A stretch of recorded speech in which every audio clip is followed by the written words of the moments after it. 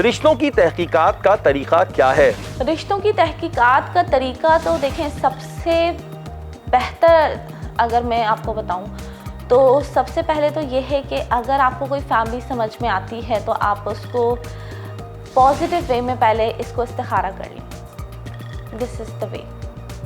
The first thing is इस्तिखारा।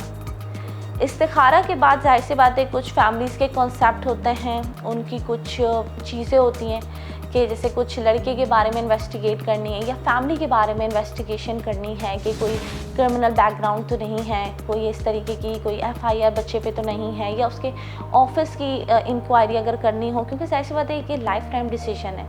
उस life time decision को अगर हम लेकर चलें तो उसमें बहुत सारी चीज़ें हैं जो कि फैमिलीज़ को पहले से ही कर लेनी चाहिए। तो ये बहुत इंपॉर्टेंट चीज़ है, क्योंकि अब आजकल के दौर में जो डिवोर्स केसेस आ रहे हैं उसमें ज़्यादातर मिसअंडरस्टैंडिंग और फ्रॉड का लफ्ज़ यूज़ होता है, जिसकी वजह से शॉर्ट टर्म डिवोर्स केसेस का रेशो बहुत बढ़ता जा रहा है। तो ये जो हमारी चीज़ें हैं, अगर हम इनको पहले ही, जिसको आप वेरिफिकेशन या तहकीकात कह सकते हैं, अगर इसको बहुत अच्छे वे में हम पहले ही कर लें तो आगे हम किसी भी बड़े नुकसान से या हादसे से बच सकते हैं। क्योंकि देखें, जितनी रिस्पॉन्सिबिलिटी मैरिज ब्यूरो की है उससे ज़्यादा रिस्पॉन्सिबिलिटी फैमिली की है, क्योंकि वो उनका अपना डिसीजन है। कोई भी मैरिज ब्यूरो या मैरिज कंसल्टेंट उस प्रपोज़ल को रेफ़र कर सकती है। शादी करना, निकाह करना, ये फैमिली का अपना डिसीजन होता है और उनकी अपनी रिस्पॉन्सिबिलिटी होती है।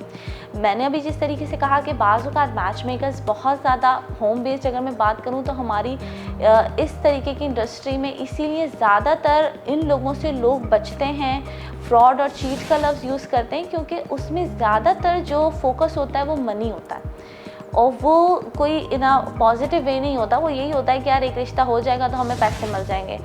तो ये वाली जो चीज़ होती है ना, वो बाज़ औक़ात रिश्तों को नुकसान पहुंचाती है। लेकिन फैमिलीज़ को भी इतना अंडर प्रेशर में किसी दूसरे के आके अपना डिसीजन लेना, ये भी गलत है।